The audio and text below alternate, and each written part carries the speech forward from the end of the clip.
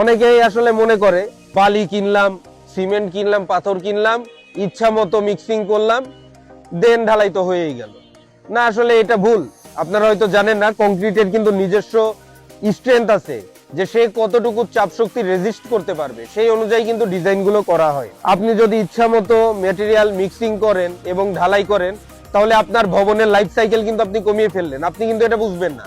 কংক্রিটের ratio রেসপেক্টে material এবং water cement যে রেশিও, এই বিষয়ে আপনারা ক্লিয়ার হয়ে গিয়েছেন। আসসালামু আলাইকুম, আশা করি সবাই ভালো আছেন। নির্মাণাধীন একটি সাইট থেকে আজকে আপনাদের সাথে যুক্ত হচ্ছে একটি বিশেষ কারণে। অনেকেই আমাদের পেজে নক দিয়ে জানতে চেয়েছেন যে ঢালাইয়ের যে মিক্সিং রেশিও, এইটা সাইটে বাস্তবায়নটা কিভাবে করে। আমাদের দেশের গ্রাম অঞ্চলগুলোতে যেই জায়গায় ইঞ্জিনিয়ার অ্যাভেলেবল না বা ইঞ্জিনিয়ার পাওয়া যায় না, পার্বত্য অনেক জায়গা আছে সেখানেও ইঞ্জিনিয়ার পাওয়া যায় না, তো সেখানে লোকাল মিস্ত্রি অথবা ফোরম্যানরা এই কাজগুলো করে থাকে। তো সেইখানে আসলে কোনো স্পেসিফিক ডিজাইন করা থাকে না ডিজাইনার দিয়ে। সেখান থেকে বিভিন্ন কোশ্চেন আসে যে তাহলে আমরা কলাম ঢালাই করতেছি, এইটা আসলে আমি কোন রেশিও মেনটেন করে কিভাবে মিক্সিংটা করতে পারি। 1, 1.5, 3 এই কথাটার সাথে আমরা ব্যাপকভাবে প্রচলিত। আসলে 1, 1.5, 3 রেশিওতে আমি মালামালটা মিক্সিং করব কিভাবে, চলুন জেনে নেই। আমার সামনে এই ট্রেতে আপনারা দেখতে পাচ্ছেন, এই পাশে সিমেন্ট, এই পাশে পাথর 3-4 ডাউন ওয়েল গ্রেডেড, এই পাশে হচ্ছে সিলেট স্যান্ড এবং এই পাশে হচ্ছে লোকাল স্যান্ড। এখন ব্যাপারটা হচ্ছে 3000 থেকে 3500 রেঞ্জের ভেতরে আপনারা সিলেট স্যান্ডের সাথে লোকাল বালিও ব্যবহার করতে পারেন। এইখানে 1, 1.5, 3, তার মানে 1 বস্তা সিমেন্টের 1.5 গুণ হবে বালি এবং সিমেন্টের 3 গুণ হবে কি পাথর। লেবাররা যেই বল নিয়ে আসবে, সাপোজ এই রকম, এই বলই মনে করেন এইটা। উদাহরণস্বরূপ 1 বস্তা সিমেন্ট ভাঙবেন সাইটে, ভেঙে এটা পূর্ণ করবেন। দেখা গেল আপনি 1 বস্তা সিমেন্ট ভাঙছেন, ভেঙে এই রকম 2 ফেরা আপনার সিমেন্ট হয়েছে, তাহলে রেশিও কি? রেশিও হচ্ছে 1, 1.5, 3। সিমেন্ট যা হবে তার 1.5 গুণ হবে বালি। একটা সিমেন্টে যদি 2 বল হয়, তাহলে যদি 1.5 দিয়ে আপনি গুণ করেন, তাহলে 3 ফেরা কি হবে? আপনার বালি হবে। 3 ফেরা বালি তো হইল। এখন এইখানে সিলেট স্যান্ডও আছে, আবার লোকাল স্যান্ডও আছে, কোনটা কতটুকু দিব?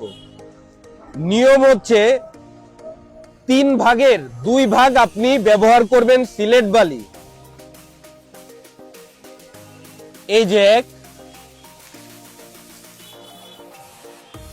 এই যে 2। এখন আরেক ফেরা তো আপনাকে দিতে হবে, সেইটা আপনি দিবেন লোকাল বালি।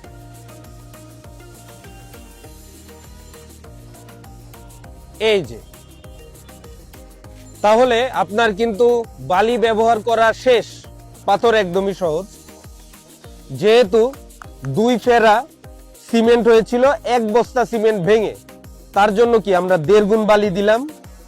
এখন 1.5 গুণে কয়টা হইছে? 1.5 গুণে হইছে 3টা। তাহলে 3 গুণে কত হবে? 3 গুণে হবে 6টা। আপনারা 6টা পাথর দিবেন।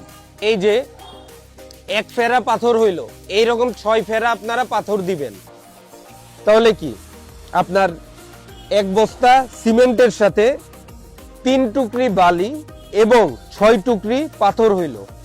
এইবার আপনাদের সাথে আলোচনা করব 4000 PSI নিয়ে। যখন কোনো ডিজাইনার দিয়ে ডিজাইন করাবেন, ডিজাইনে মেনশন করা থাকে পার্টিকুলার মেম্বারের স্ট্রেংথ কি পরিমাণ হবে। ফাউন্ডেশনের জন্য ডিজাইন একরকম হইতে পারে, বিমের জন্য ডিজাইন আর এক রকম হইতে পারে, কলাম এবং ফাউন্ডেশনের ডিজাইনটা মূলত সেমই হয়।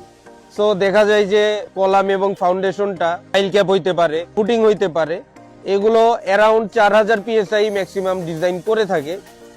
সো যদি 4000 PSI হয়, তাহলে কিভাবে মিক্সিং করবেন? 4000 PSI এর জন্য আমি যেটা ব্যবহার করি সেটা হচ্ছে 1/2 এই রেশিওটা। যখন কোনো মেম্বারের স্ট্রেংথ 4000 PSI হবে তখন কিন্তু লোকাল বালি আপনারা ব্যবহার করতে পারবেন না। প্রথমে সিমেন্ট ফেরাই মেপে নিব। 1 ব্যাগ সিমেন্ট ভাঙলে আমার 2 ফেরা সিমেন্ট হচ্ছে, তাহলে 1.25 এই জায়গায় আমার বালি ব্যবহার করতে হবে। 1 2, তাহলে সিমেন্টের বরাবর কিন্তু হইল। এবার 0.25 যেটা 0.25 এই ফেরার অর্ধেক। তাহলে বালি আমরা কতটুকু ব্যবহার করলাম?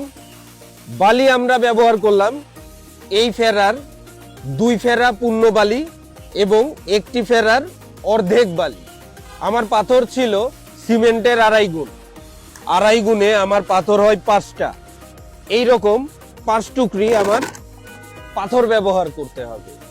ওয়াটার সিমেন্ট রেশিও যদি আপনি মেনটেন করতে না পারেন তাহলে মোস্ট প্রবাবলি 4000 PSI মেনটেন করতে হয়তো পারবেন না। মনে হতে পারে যে ওই মেম্বারে 4000 PSI স্ট্রেংথ হয়তো গেইন করতে পারবে না। তাহলে আসলে ওয়াটার সিমেন্ট রেশিওটা কেমন হওয়া উচিত? আপনাকে পানিটা 16 থেকে 17 লিটারের ভেতরে ব্যবহার করতে হবে। 16 থেকে 17 লিটার পানি যদি পার বস্তা সিমেন্টেড ম্যাটেরিয়ালের রেসপেক্টে আমি ব্যবহার করি তাহলে এই জায়গায় কি সমস্যা তৈরি হতে পারে? সমস্যা হচ্ছে কংক্রিটটা অনেক হার্ড হবে। তো সেক্ষেত্রে 4000 PSI হলে আমি আপনাদেরকে পার্সোনালি সাজেস্ট করব, এটা সম্পূর্ণ আমার ওপিনিয়ন, সেটা হচ্ছে আপনাকে যে কোনো ব্র্যান্ডের আপনাকে ওয়াটার রিডিউসিং অ্যাডমিক্সচার ব্যবহার করতে হবে। কেন ব্যবহার করতে হবে? যখন আপনি পানি কম দিবেন আপনার কংক্রিটে স্লামটা কিন্তু অনেক কমে যাচ্ছে, আর স্লাম কমে গেলে দেখা যাবে যে ওইটা ব্যবহার করার ক্ষেত্রে বেশ কিছু জটিলতা তৈরি হতে পারে। তো এক্ষেত্রে আপনারা যখন ওয়াটার রিডিউসিং অ্যাডমিক্সচার ব্যবহার করবেন তখন কি হবে? আপনার কংক্রিটটা স্লিপারি করে দিবে এই রাসায়নিকটা, মানে কংক্রিটে আপনার স্লামটা বাড়িয়ে দিবে, পিচ্ছিল করে দিবে, যাতে আপনি খুব সহজে কংক্রিটটি ব্যবহার করতে পারেন। যদি আপনি ফাউন্ডেশন কাস্ট করেন এবং সেই ফাউন্ডেশনে যদি পানির অস্তিত্ব পান, মানে চতুর্দিক থেকে পানি আসে, আপনি মাড পাম্প দিয়ে ডিসচার্জ করতেছেন আর ঢালাই করতেছেন, তো সেখানে অবশ্যই ওয়াটার প্রুফিং রাসায়নিক আপনাকে ব্যবহার করতে হবে, যে কোনো ব্র্যান্ডের হতে পারে। তো আশা করি কংক্রিটের রেশিও রেসপেক্টে ম্যাটেরিয়াল এবং ওয়াটার সিমেন্ট যে রেশিও, এই বিষয়ে আপনারা ক্লিয়ার হয়ে গিয়েছেন। সকলে ভালো থাকবেন, সকলের সুস্বাস্থ্য কামনা করে আজকে বিদায় নিচ্ছি। ইনশাল্লাহ আবারও দেখা হবে। আল্লাহ হাফেজ।